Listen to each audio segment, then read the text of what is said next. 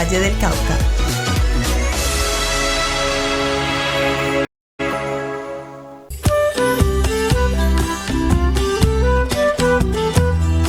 La Mesa Permanente de la Sociedad Civil Organizada presenta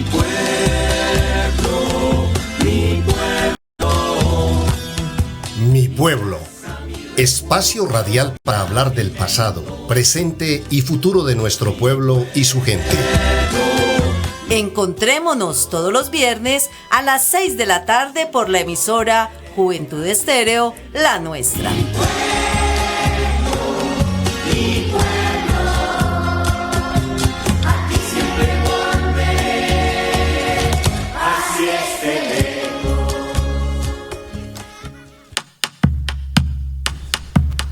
Muy buenas tardes, amables oyentes de Juventud Estéreo.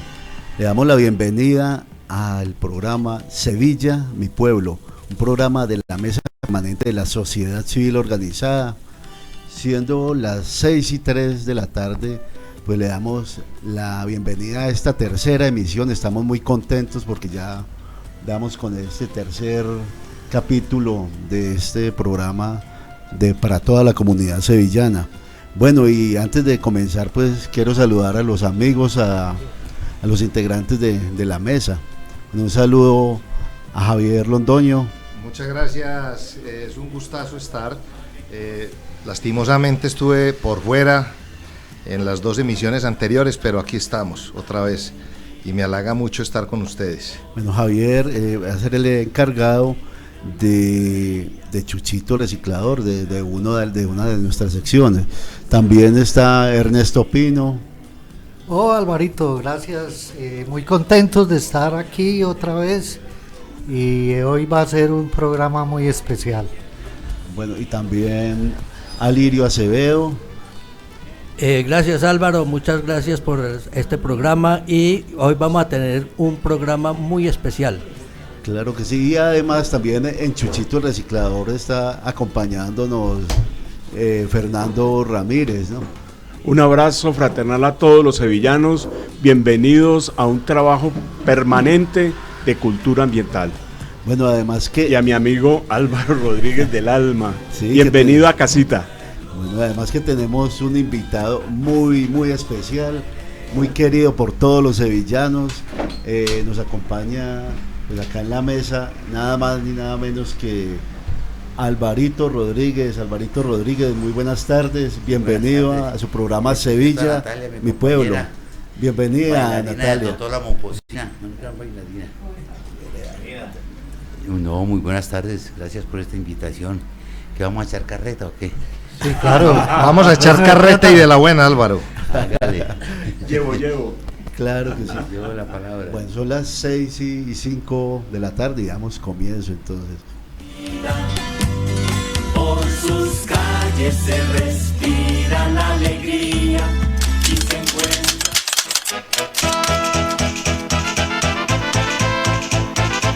Aquí contamos historias de personajes, canciones, libros, compositores y todo el quehacer cultural de Sevilla. Es mi tierra de Sevilla. ¡Sevilla! ¡Soy yo! Para ti nace mi canto. ¡Olé!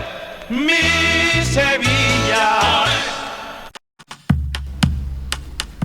Bueno, y tenemos una grabación allí de un amigo que nos deja un saludo muy especial, una charla un poco como amena también de un gran actor colombiano, Marco Antonio González, quien estuvo esta semana acá en Sevilla y pues nos deja con la siguiente entrevista.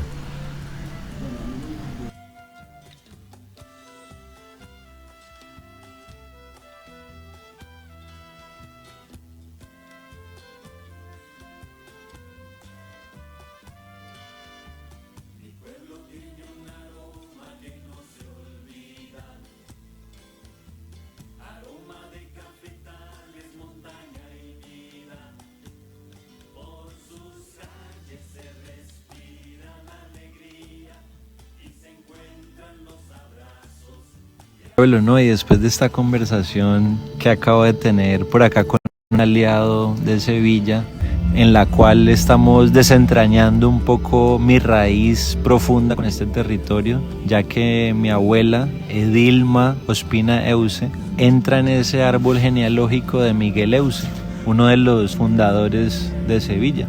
Claro, sí, para contextualizar un poco a los oyentes, pues estamos en este momento presenciando el primer capítulo de 100 años de soledad. En el inicio del capítulo, pues Marco nos habló de que tiene unas raíces sevillanas. Exactamente, sí. O sea, ahí son esas cosas cuando el universo te da certezas y cuando el universo guía de cierta manera los pasos y me trae a mí, porque de todos los lugares que uno pueda estar, que llegue yo a Sevilla con esta vaina de mi familia a desentrañar un poco de mi memoria, así como lo hace la serie con la memoria no solo del Caribe, sino de la nación y de la humanidad. Entonces es motivo de alegría para mí estar en esta conversación y nutrirnos. Además que hubo también algo muy curioso. Hace unos minutos se acercaron un par de niños y le preguntaron, pues con mucha curiosidad, qué significaba 100 años de soledad. Yo estaba allí pendiente y le diste una respuesta muy concreta, muy bonita, que me gustaría que de pronto nos repitiera para que los oyentes como una idea de cuál es el significado que para ti es 100 años de soledad. Bueno, yo lo relaciono con el hombre como especie, más allá del género, y lo relaciono a todos los ciclos y los bucles que hay en esos ciclos en los cuales se repiten muchas cosas. Y para mí es la genialidad de Gabo en qué consiste, en que haya enlazado en un capítulo de humanidad todos los conflictos del hombre, todos los porvenires del hombre, toda la minucia de la humanidad. Entonces, para mí es 100 años que condensan la historia de la humanidad con mucha grandeza y para el deleite de nosotros puesta en nuestro contexto, en este caso de la región Caribe. Qué interesante, me gusta mucho esa definición porque es muy precisa y muy pequeña, porque definitivamente 100 años de soledad es... Bien 100 años de enredo, 100 años de enredo. Bueno, siendo las 6:09, damos paso a Sevilla, ¿cómo vamos? Sevilla, ¿cómo vamos? Sevilla, ¿cómo vamos? Sevilla, ¿cómo vamos? Sevilla, ¿cómo vamos?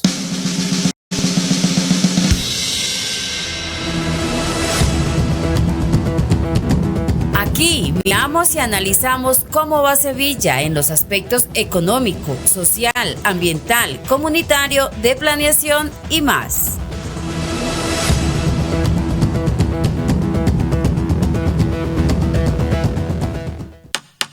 Ernesto. Bueno, aquí estamos. Hoy pues es un día muy especial. En los 2 capítulos anteriores habíamos tratado temas como muy serios. Pero hoy vamos a echar carreta con Álvaro y yo quiero hacerle una primera pregunta, una pregunta que yo tenía como contenida desde hace mucho tiempo. Cuando teníamos el Cineclub Alcázar, Álvaro nos acompañó, vimos Los Hombres de la Universal y ese día Álvaro nos dio una charla y la reflexión la he hecho yo hace mucho tiempo, pues charlando con Lisandro Duque también, pero se había quedado como en el tintero y esta es la oportunidad para preguntarle a Álvaro. Yo no sé si será una pregunta difícil, pero la voy a hacer. Igual él sabe mucho de eso, sabe de cine y sabe de teatro. Álvaro, si tuvieras la oportunidad de ser el director de una película de Sevilla, ¿qué tema específicamente escogerías? Ay, compañero, esa manera de meterse uno a dirigir cine, el séptimo arte que me enseñó lo ignorante que uno es, pero que le abre los caminos hacia sensibilizarse uno con todos los lenguajes que allí confluyen, porque allí confluyen todos, absolutamente todos los lenguajes. Y si de pronto uno eso lo pudiera solucionar echando carreta, organizando simplemente el guión, que también es un problema. Es cómo traducirlo al lenguaje de la foto, de la fotografía. Que te lo digo sinceramente, yo estudié fue artes escénicas y siempre lo que he hecho es teatro, desde aquí de Sevilla, desde niño. Después en la Nacional intenté, pero me llevan al Teatro La Candelaria y todo este cuento. Cuando surge la posibilidad ya de trabajar para la cámara y particularmente para el cine, ahí me metí en camisa de 11 varas, porque yo soy muy expresivo, soy demasiado gesticular, ¿sí? Porque en el teatro uno mira como con todo el cuerpo y está todo el universo de la quinesis, el universo del gesto, ¿sí? Donde de alguna manera uno intenta metaforizar con esas partes no verbales. Para la cámara, eso es un camello. Y es la dificultad que he tenido, que me encanta esa dificultad, que han sido como los parámetros para yo dictar los talleres de la dramaturgia del actor. Y es cómo entender la cámara, que sobre todo en los primeros planos te extrae hasta las entrañas, ¿entiendes? Ese nivel de sinceridad que uno de pronto con el teatro, no es que no haya que tener la sinceridad, pero uno tiene como mucho más recursos gestuales, ¿sí? El mismo manejo de la oralidad es mucho más amplia, porque uno tiene que hablar para un poco de gente. Aquí es mucho más cotidiano. Entonces, ¿cómo reducir eso hacia la cotidianidad, hacia la normalidad, para encontrar la profundidad de las posibilidades audiovisuales en el cine? Y eso es una pregunta que aún me hago, ¿sí? Es una pregunta que después de 42 películas y 5 que tengo para estrenar, siempre me atañe en cuanto a las interrogantes que me suceden. De todas maneras, uno siempre me mete en una encrucijada, y que eso es, ¿qué te digo yo? Es un riesgo. Hacer arte en general es un riesgo, o literatura es un riesgo, o pintura, todo es un riesgo.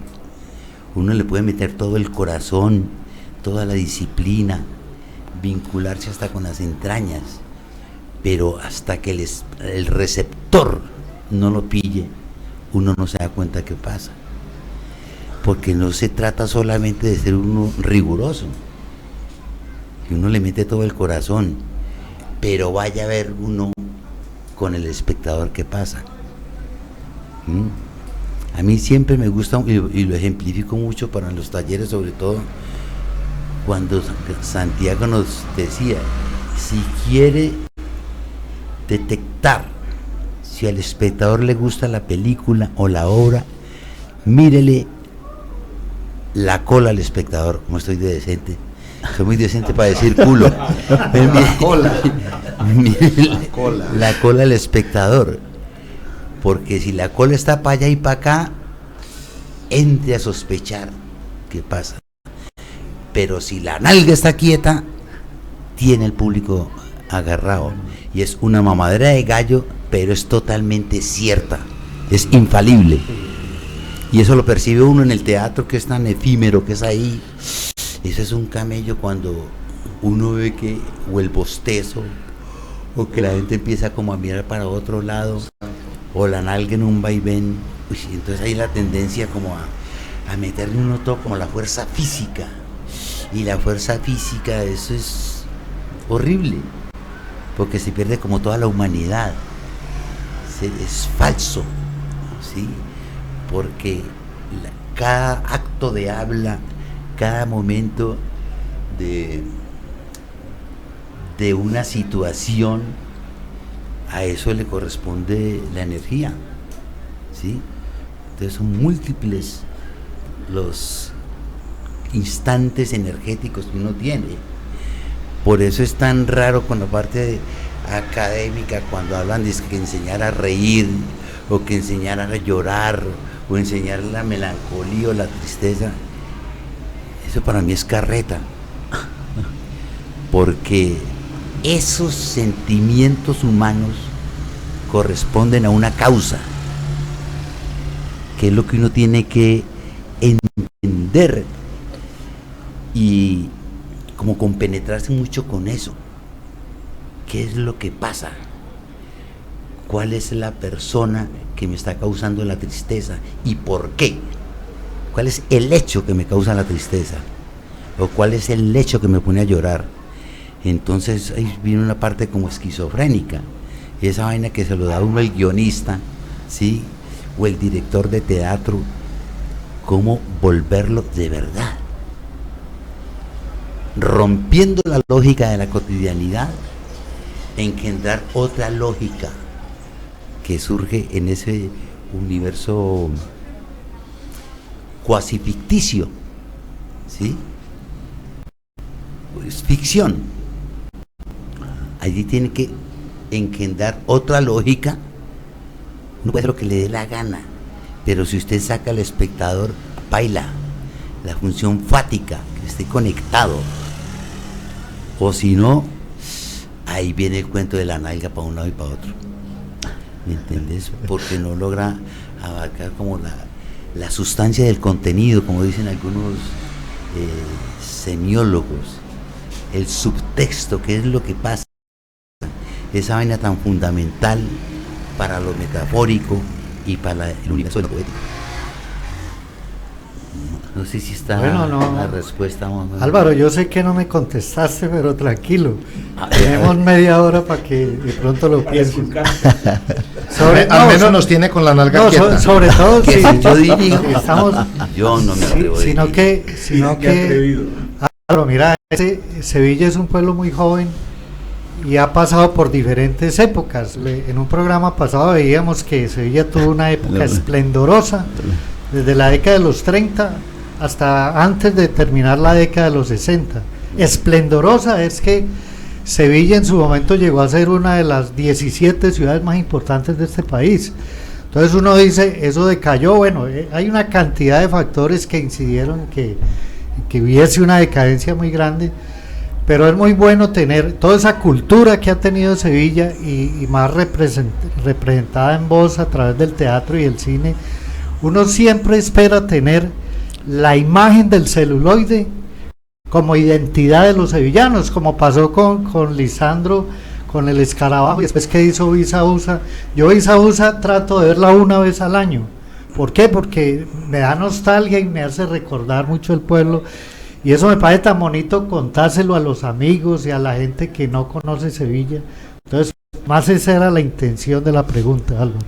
Pero tranquilo, la vas pensando. Pues, de todas maneras, uno en el proceso creativo, uno parte de sus raíces culturales. No hay de otra, y eso además lo enseñan todos los clásicos, en la literatura y en el arte. De creer en sí mismo, quién soy yo, de dónde soy, cuál es mi sensibilidad, cuál es mi universo cultural, ¿sí? Que con eso es que empiezas a estudiar un guión, un libreto, ¿sí? Y ver en ese proceso investigativo de preguntas que te genera el guión, uno trata de empaparse al máximo. Y ahí es donde viene un problema donde yo no creo en normas, ni en...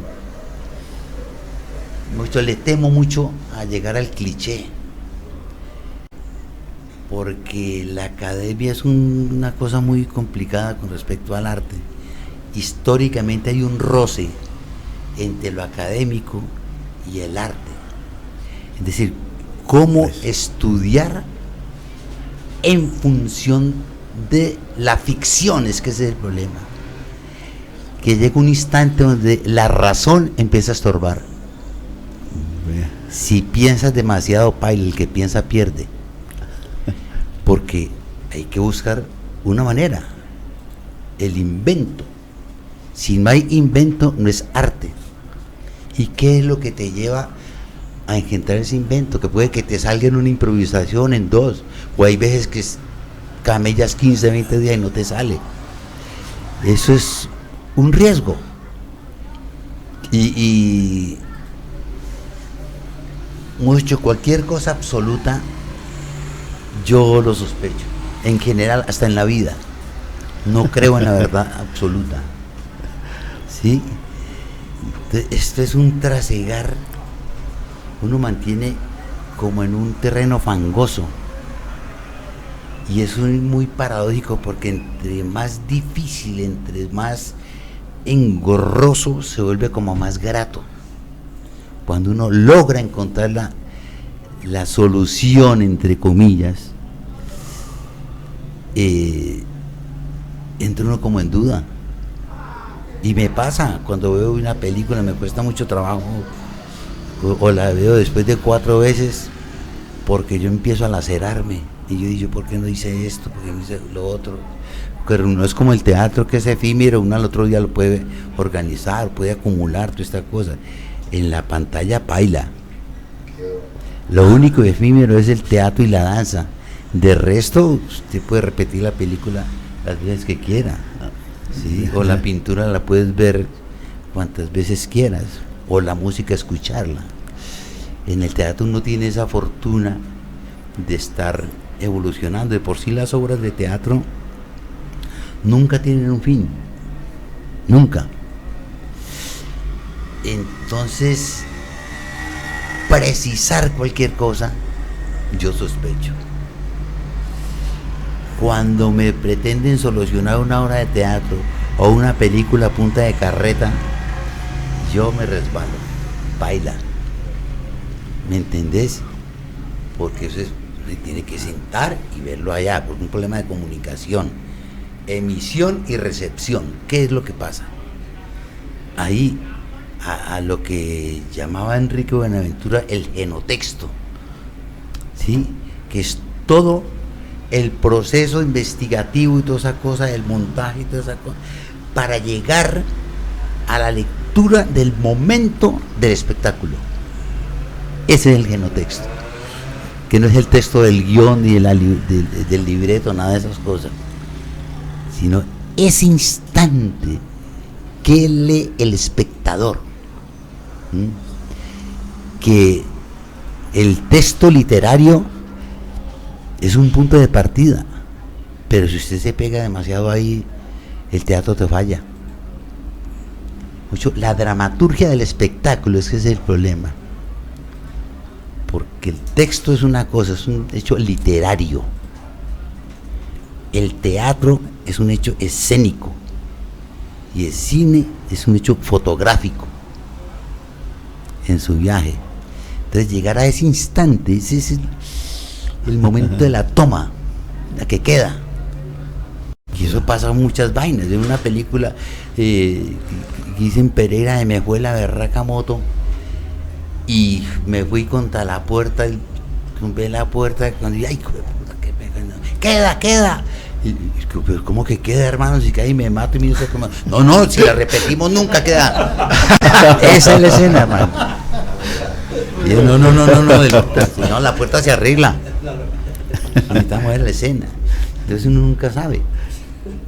Bueno, amables oyentes, estamos aquí dialogando con el gran actor colombiano Álvaro Rodríguez, y bueno, siendo ya las 6:26, damos paso entonces a Seamos Buenos Ciudadanos, ¿no? Hablemos de cultura ciudadana y volvamos a ser buenos sevillanos. Oiga, el que llega saluda. Mire, hay que cuidar y respetar el espacio público. Ojo, hay que respetar las señales de tránsito. Vea, a los mayores se les da el andén. Si todos colaboramos, vivimos mejor.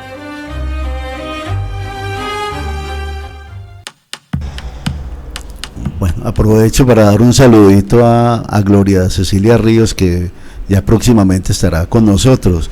Y bueno, Alvarito, usted tiene una frase muy común, pues que la dice mucho, y es mínimo una carcajada al día.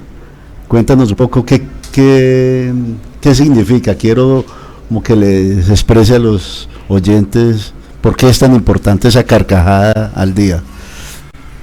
Pues porque, es decir, si en la casa hay 1 o 2 días donde no se ríe, algo pasa. Algo pasa. Y la risa es el remedio infalible, la risa es un termómetro muy importante.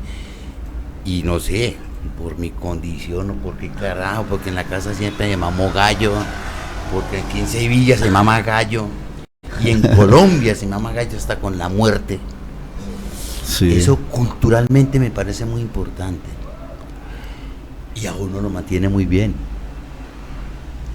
Es decir, de una carcajada a un dolor expreso en lágrimas hay una diferencia muy berraca. Entonces yo creo que la risa es el termómetro fundamental para uno darse cuenta en qué estado de ánimo está, ¿no? ¿Qué es lo que pasa? Y todo eso se traduce en una disposición para el trabajo. Porque cuando uno está como con el corazón atrapado, como el corazón agachado, como con el alma con muletas, eso es muy berraco. Mientras que si vos estás bien y para una risa inclusive para hacer la escena, la cosa es distinta a cuando uno tiene un problema el berraco. Por ejemplo, cuando se murió Luz Mary, mi hermana, yo estaba trabajando en la Celestina con el Teatro Nacional, que me tocó venir al entierro y salir del cementerio ¡prum! Al aeropuerto a coger vuelo porque llegara la función. Eso me tocó hacer una terapia terrible, muy complicada, yo no podría explicártelo. El único referente que tengo de ese momento es dedicarle la función a ella, ¿sí? Y eso me puso en un estado muy difícil, conflictivo, y eso es fundamental para los personajes. Por eso yo no creo que si el personaje es bueno o malo, yo no creo en eso. Si estamos hablando de los seres humanos, somos todo: melancolía, tristeza, amor, desamor, chucha, caspa y pecueca. Somos todo. Que ahí el problema es ese, ¿me entiendes? Entonces, ¿cómo abrirle los canales al estadio emocional que tiene la obra o la película en ese instante? ¿Me entendés? Y yo logré, y no sé, de pura chiripa, esa terapia me llevó a hacer una función del carajo. Que terminé y me doblé es otro problema. Ahí fue donde entré en llanto. Pero es una cosa muy loca, el mundo emocional para estos casos. Álvaro Pineda y Álvaro Rodríguez, esa pregunta y este tema me parece muy interesante porque eso tiene una explicación desde las neurociencias. Resulta que el reírse hace que produzcamos endorfinas y oxitocinas, neurotransmisores que son claves en el estado de ánimo, o sea, en el estar bien. Entonces, eso tiene su explicación científica, no es... Vale más reírse, estar en ese modo, que estar agobiado, triste, melancólico. Y sobre todo en estos contextos culturales. Aquí en Sevilla, en Colombia, mire, yo me acuerdo cuando mataba a un amigo de la UP, y ve, vas a ir al entierro de Leonardo. Y yo el de la otra semana. Mamá haga yo con eso, hermano. ¿Cómo así? Es una cosa muy loca. Pero aquí se le mama gallo a todo. Y en Sevilla ni se diga. Nosotros ves que somos más ordinarios que... Entonces, bueno, entonces ahí está la tarea que nos deja Álvaro. Mínimo una carcajada al día, ¿no? ¿Y usted cuántas tiene al día, Álvaro? ¿Cuántas carcajadas? Pues depende. Bueno, siendo ya... Afortunadamente arriba a la lata. 6:32 de la tarde, y Vamos entonces con Chuchito del reciclador, ¿no? Creo que ya llegó el Chuchito del reciclador.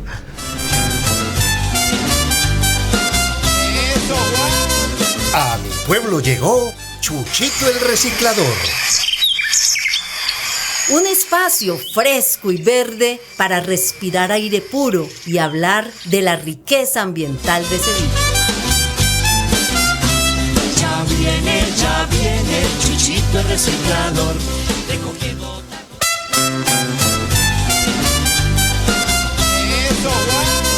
A mi pueblo llegó Chuchito el reciclador. Muy buenas tardes. Fernando Ramírez, ¿cómo se siente hoy, hombre? Estrenando cuerpo, alma y equipo. Muy bien, ¿sí o no? Porque me reciclé. ¿Se recicló? Sí. ¿Y qué se recicló hoy? Me reciclé en los pensamientos, en mis iras, en mis rabias, y estoy muy contento porque lo pudimos ganarle a Perú. Ah, bueno, no, eso tranquilo, Fernando, que le ganamos a Argentina. Estoy seguro de eso. Fercho, dime. Aprovechemos esa visita que tenemos hoy tan espectacular de Álvaro Rodríguez. Entonces, ¿podemos esculcarle a él todo su reciclaje? Me gustaría mucho, me gusta que lo enfoque por ese lado del reciclaje, y así como usted se recicló hoy, preguntémosle a ese man. Bueno, ahí Recícleme. Hágale, recícleme. Que me recicle una dama, ¿no? Ay, qué dicha. Estás en una emisora que se llama Juventud Estéreo. Cumple sus 30 años este año. En 1995, ¿dónde andabas? En 1995 estaba en Bogotá y creo que estaba haciendo un viaje por Europa. Yo sé que tú de los años en que más viajé. Precisamente por eso te pregunto, porque en ese año fue fundamental en tu vida. Ese año se destapó, pues acuérdate que en la colonia sevillana residente en Bogotá, nosotros fuimos testigos de todas tus locuras. Pero la mejor locura, estimado Pan de Trigo, Javier, ¿cómo te parece que en el Colegio General Santander este hombre hizo cosas maravillosas? Siempre te vi haciendo los papeles más difíciles, que era bajar de la normalidad, entre comillas, a la anormalidad. Entonces, ¿cómo hiciste? ¿Eso quién te lo inculcó? ¿Cómo te metes tan fácil en un personaje? Ese secreto nos lo tenés que contar hoy, 30 años después. Ve, yo insisto con el riesgo, uno no siempre le salen. Yo he hecho unas cosas que después me lacero rotundamente. ¿Me entiendes? Eso es, no sé qué pasa con eso. Es que si uno supiera cómo se hace para que quede bien, pues uno se hace una obra, una película cada mes. ¿Me entendés? Pero qué peligro. Yo repito muchas frases, dentro de eso una de Picasso. El arte es un cementerio de hallazgos. Si lo encontraste, ¡pum!, entiérralo. Porque se empieza a repetir y paila. Y otra, si uno sabe lo que va a hacer, ¿para qué hacerlo? Que tiene que ver con el invento. Y es único. El arte es único. Si diste en el clavo o no diste en el clavo. Entonces yo aquí, afortunadamente desde muy culicagao, participé en los homenajes a la bandera, imitaba cantantes, imitaba a Nelsonet, a Rafael, a César Costa, hasta Misia Berraca, a Giacomonti, sí, pero era una mamadera de gallo. Un reciclador. Un reciclador. Claro, indudablemente, y uno se pega.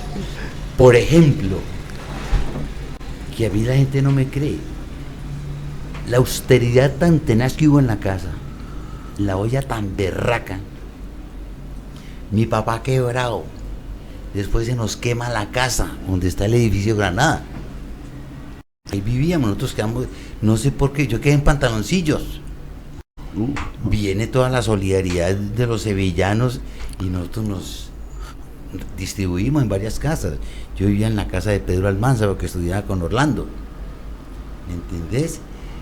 Jairo por allá con Mesa, y estábamos regados. Claro que afortunadamente vamos a comer carne. Porque nos daban un huevo entero cuando cumplíamos años, hermano. Entonces, eso implicó un rebusque de mi papá, la cosa más tenaz, y yo siempre me le pegué. Con él aprendí pintura al duco, con él aprendí a manejar las herramientas, que aún tengo caja de herramientas. Pues ya no tengo la práctica de estar, pero a mí me gusta hacer las cosas. Ahora, por ejemplo, hay un lavamanos que tenemos que arreglar, que espero hacerlo. Pues si yo lo puedo hacer, ¿para qué voy a contratar a nadie? ¿Me entendés?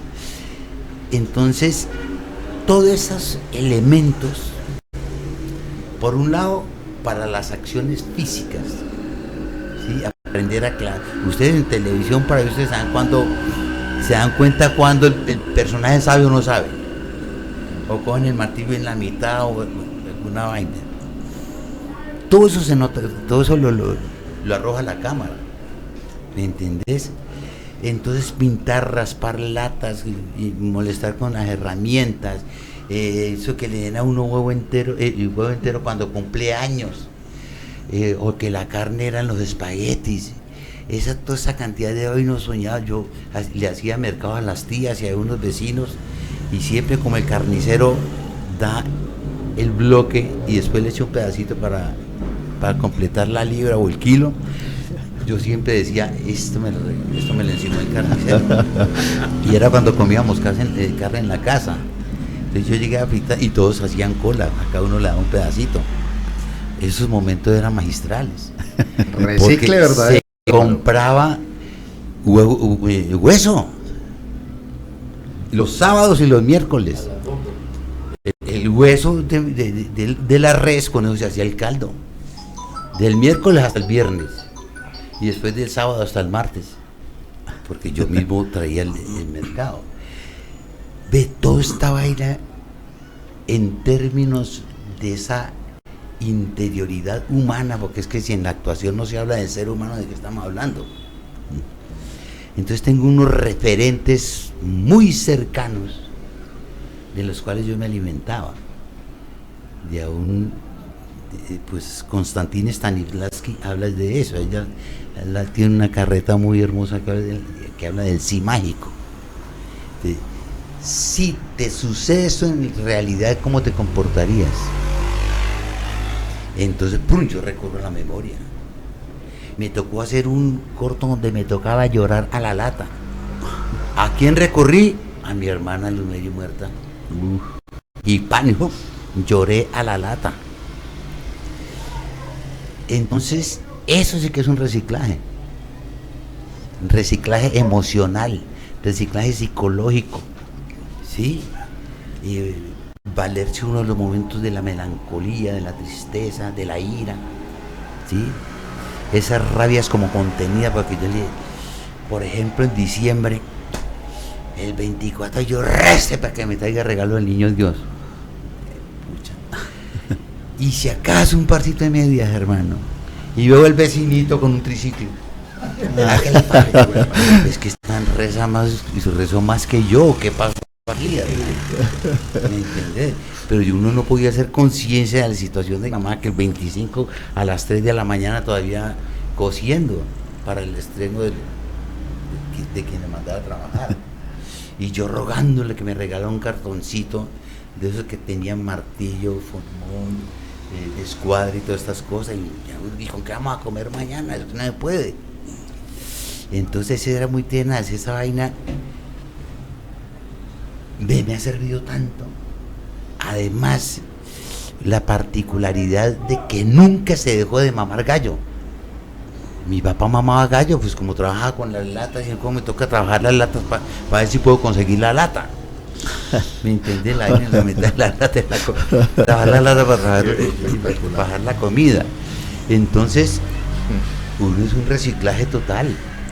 Y sin conflicto no hay drama. Sin fuerzas en pugna no existe absolutamente nada en la vida. Por eso es que yo sospecho con la vaina de la televisión, con todo el respeto ahí con mis colegas, esa vaina que si el personaje es bueno o malo, esos personajes que son tan lineales, que nunca entran al baño, como que nunca se tiran un pedo. Eso no es humano, ¿me entendés? Entonces, la realidad de nosotros los seres humanos, como decía Brecht, es un saco de conflicto en la cama y puta. Seguro, sí. Risa, tristeza, melancolía, todo lo que usted encuentra en el diccionario, eso es uno. Entonces, y el conflicto, cuando el personaje está demasiado lineal, sale superficial. Cuando uno tiene las dos fuerzas, uno está vivo, ¿me entendés? Entonces son herramientas que uno como que intuía aquí de pelado, sobre todo cuando empezó a hablar del absurdo y de Ionesco, que montamos una obra con la que me gané una beca en la Escuela de Bellas Artes en Cali. Estaba y después con García. Y el ser humano es un tierrero. Y el ser humano carcajea, pero es un hijo de puta también. Y en el teatro, así como te pueden aplaudir, claro, que así también te pueden tirar zanahorias y decir, o la gente sabe qué cosa tan mala. Y dices, eso es muy berraco, ese riesgo, ¿no? Entonces, por eso te digo yo, eso, precisar cualquier cosa en el arte es carreta. Digo, uno lo puede teorizar y hay que hacerlo.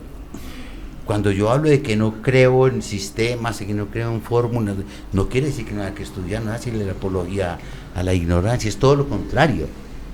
Entre más informado estés, entre más indagues, el magma para lograr esos sentimientos es mucho más amplio, ¿me entiendes? Pero entonces hay que aprender a leer distinto, porque es leer en función de. Por eso me parece tan importante la pregunta y la improvisación que te genera el vacío.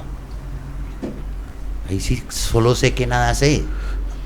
Eso es re importante. Porque es lo mismo que les decía ahora, cuando le hablan a uno solucionando la apunte de carreta, olvídate. Esa pregunta es distinta. Vos lees distinto, porque tenés un propósito, o te ves la película distinta, o el documental que necesitas, o la persona que conoce un tema específico y viene echándole la carreta. Ese vacío que se va como llenando es el importante. Es que la ignorancia es una llenura, el conocimiento es un vacío. Entre uno más conoce, más desconoce. Entre más conozca, más se amplía las preguntas, y que es mucho más importante la pregunta que la respuesta. Ustedes saben eso, que eso es lo que le compete al científico, ¿me entendés? Definir el objeto de estudio y para dónde voy, y tiene que ser tan preciso que por eso adquieren esos niveles culturales tan berracos. Para llegar a te toca estudiar de todo, y es gente que tienen un magma de conocimiento impresionante, estudiantes de todo, gente muy culta, son escasos. Pues García no era científico, pero tenía muchas herramientas y se le inculcaba a uno de las ciencias sociales, ¿sí? De todo lo humano, que es una vaina que me preocupa ahora con todo este cuento, estos gobiernos, estas instituciones acabando con las ciencias humanas, que la historia es un estorbo, que la filosofía ¿para qué? Eso es una cosa más grave de lo que uno se imagina. Es una castración mental lo que nos están haciendo. Imagínate la filosofía, la pregunta, que por eso es la historia de la filosofía, es basado en preguntas. Entonces, por eso podemos echar carreta y pregunten todo lo que quieran, y si yo no puedo responder, pues la indagamos, que eso es lo que uno hace constantemente. Bueno, estamos acá de reciclaje, pues con Alvarito Rodríguez. Son las 6:46 y nos vamos con la siguiente sección de Cancionero Sevillano, y vienen más preguntas, por supuesto. Rosalinda, Sevilla Valle, donde la tierra canta y el café inspira melodías. Cancionero sevillano, para escuchar la música nacida en mi pueblo.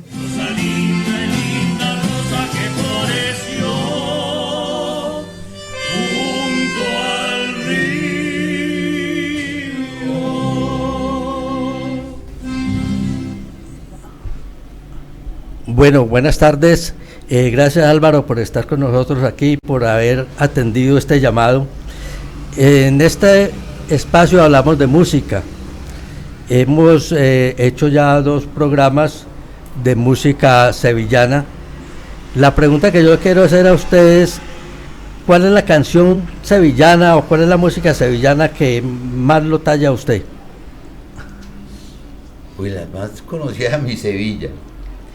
Y yo me acuerdo pelado, la voz de Edgardo Gaviria era una cosa impresionante. Y yo me acordaba, yo trataba de imitarlo. Conocí una linda morenita y la quise mucho. Toda tarde sí me enamoré. Entonces hay canciones que uno le cantaba a las noviecitas. Y aquí había mucha cosa. Mi papá tenía una vaina muy especial con los trovadores de Cuyo. Y yo los escucho ahora, pues con esta distancia, y efectivamente unos cantantes muy tenaces. O la guitarra popular, los punteos. El requinto. El requinto y la misma guitarra punteada. Eso es una cosa impresionante. Compara eso con ese reggaetón, me da pena, pero yo al reggaetón le tengo una bronca nomás. Por eso, ¿cuál es la propuesta melódica, musical? De nada. Ni musical, ni con los textos, porque eso sí, no, yo que soy más ordinario que la costumbre de las pelotas para hablar, pero es que eso sí son una cosa muy ordinaria. Y la música repite y repite y repita. Qué falta de creatividad tan impresionante, hermano. Entonces es una cosa que la institución la hace como adrede. Y por eso están quitando la historia y la filosofía, pues porque toca indagar sobre lo que somos. Y el arte siempre da cuenta de las circunstancias humanas. ¿Me entendés? Entonces, si vos te pones a mirar toda esa música popular, siempre hay unas historias. Hay mucho juglar. ¿Sí? Esas historias de amor. Critica las vainas de amor, esos son ordinarios. Para decirlo, caminamos a Julián, ¿cómo así? No, baila. Porque sí, ya por lo menos antes había que uno iba a coquetear y por lo menos tenía la duda y el conflicto. Y ahora que me acepto, me pego una palmada en la cara. ¿Me entendés? No siempre está con ese dilema. Yo creo que las canciones y las vainas sevillanas, la música que escuchaba en esa época, eran muy ricas. Y me acuerdo de mi papá lagrimeando. ¿Y el conjunto de Serenata? Un tango, el conjunto de Serenata, pues con el cantaba Edgardo, que fue el que primero hablé. El conjunto de Serenata era una berraquera, ¿sí? Con el acordeón, el tiple de violín. Para eso, yo me acuerdo que yo me le pegaba. Es que el violín es un instrumento bien corrido. Y yo lo conectaba mucho. Yo tuve la oportunidad de trabajar 6 años con la Filarmónica. A partir de una obra que hicimos de Stravinsky, con un texto de un suizo, Ferdinand Ramus, la historia del soldado, que yo hacía el soldado, con la Filarmónica atrás. Y la historia con el violín. Yo tocaba violín a la lata. Mucha gente me decía, ¿usted toca violín? Claro, de rato. Pero mentira, yo estaba haciendo carreta porque el violinista cuadrado, que empezó un puertorriqueño, que cosa tan loca, hermano.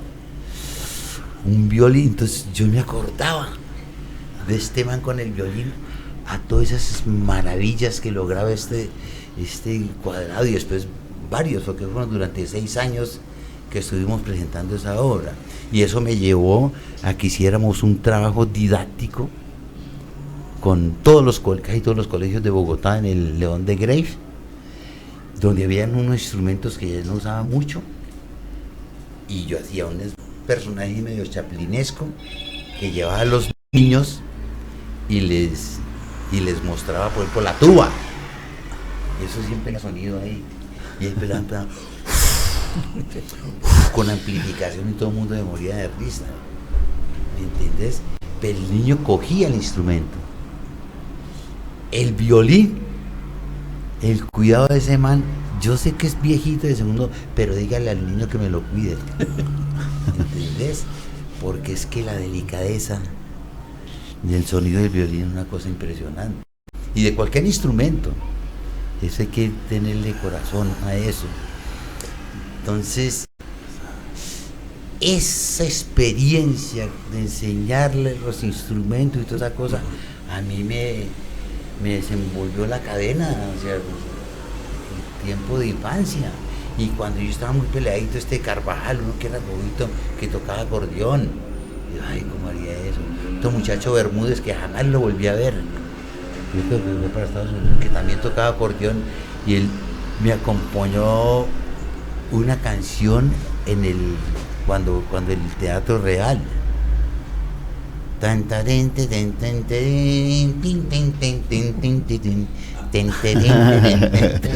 en acordeón, que sería tu cuerpo alegre carrilera, por la de Oscar Golden. Entonces yo todavía rememoro, y uno como que conecta, y uno está conectado con el pasado y con eso es que sueña para el futuro. Una herramienta es, uno nunca está quieto, eso es como el corazón, y si para de palpitar, baila.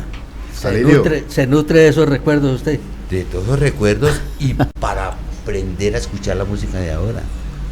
Alirio, decirle que cante un pedacito de Mi Sevilla, pues. Claro. Un pedacito de Mi Sevilla, a ver. Sevilla, bella como la de España, alegre como sonrisa gitana. Sevilla, cofrecito de quereres, para ti nace mi canto. ¡Olé! Mi Sevilla, olé. Excelente. Podríamos estar horas y horas hablando aquí con Alvarito. Con esta cajita de música. Mejor dicho, qué maravilla de programa. Qué maravilla de invitado. Hoy hay que cambiar a veces las cosas. Con varias entrevistas que yo he dicho, oye, ¿por qué uno no le puede preguntar al entrevistador? ¿Por qué uno no le puede preguntar al locutor? Exacto. Que me diga qué pasa con Sevilla ahora. Ya no estoy tan próximo, y pues de corazón estoy, pues, cada que puedo vengo. Pero ¿qué es lo que pasa? Que uno pueda preguntar. Ustedes me preguntan como el pasado, y el pasado de ustedes que no. Licencia para preguntar. Pero no para contestar. La mayoría salimos de la cárcel hace poco, entonces apenas nos Sí, claro. Álvaro, usted estuvo en Sevilla por el tema de los sueños, ¿no? Creo que estuvo. Día Nacional de los Sueños. ¿Y cómo le fue? Bien. Qué bacán. Bien, muy bien. Buena experiencia. Sí, la carreta del... Pues hay cosas que me pregunto, pero el tema es importante, sobre todo cuando sea libertad para soñar. Qué bien. Bueno, amables oyentes, entonces vamos ya despidiendo pues el programa. Alvarito, de pronto algún mensaje que usted le quiera dejar a los sevillanos. Un mensaje para los sevillanos: que sean conscientes de que el arte es inherente a todos los seres humanos. Sin los seres humanos el arte no existe. Toda persona tiene un artista por ahí sentado, un poeta sentado en su corazón. todo el mundo canta o todo el mundo baila, por eso los diciembre, por eso que el baño con la ranchera, con lo que sea, y la vaina pictórica con el espejo, que cómo me visto, cómo me maquillo, toda esta carreta. Es decir, la gente tiene todo eso ahí. Entonces, aprovéchenlo, hagan lo que les dé la gana y verá que el arte aflora.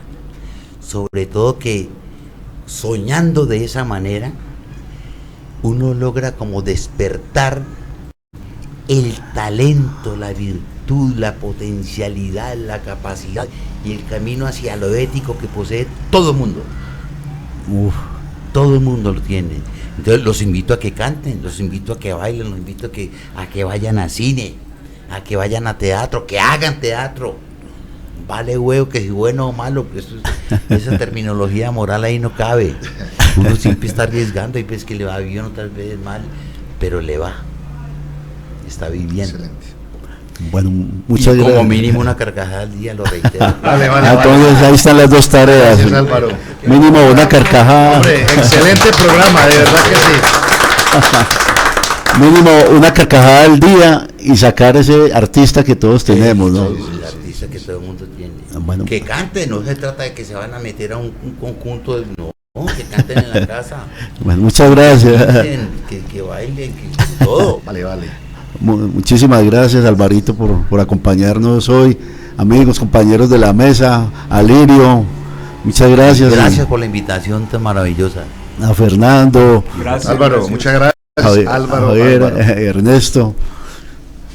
Muchas gracias y entonces, amables oyentes, los esperamos la próxima semana, viernes 6 de la tarde, en Sevilla, mi pueblo, un programa de la Mesa Permanente de la Sociedad Civil Organizada. Que viva Sevilla y con ella su nobleza, porque yo soy sevillano de cepa, con orgullo yo la nombro, mi cuna se meció en ella.